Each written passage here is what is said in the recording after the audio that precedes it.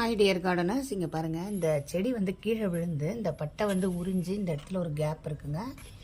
இந்த மாதிரி இடத்துல தான் நமக்கு வந்து அழுகல் ஏற்படும். ஸோ இதை நம்ம எப்படி சீலிங் பண்ணுறதுன்னு பார்க்கலாம். இங்கே பாருங்கள், இது வந்து ப்ரூனிங் வூண்ட் மை ஆர்கிட் அப்படின்னு ஒரு பிராண்டில் வாங்கினேன். இது கொஞ்சம் விலை அதிகம்தான், 300 ரூபாய்க்கு மேலே.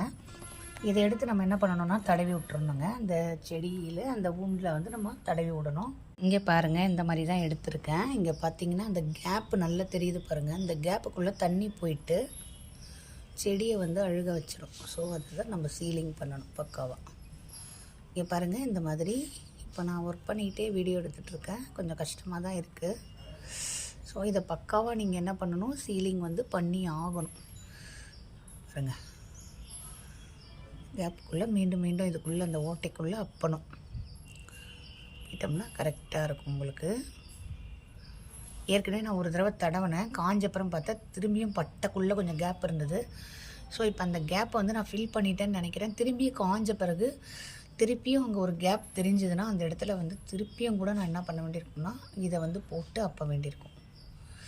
பாருங்கள், இங்கெல்லாம் பிரச்சனையே இல்லை. இந்த ஒரு இடம்தான், இந்த இடம் இங்கே பார்த்துக்கோங்க.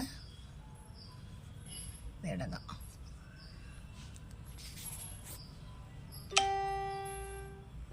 இந்த செடி தாங்க அது. எவ்வளோ அழகான செடி பாருங்கள்.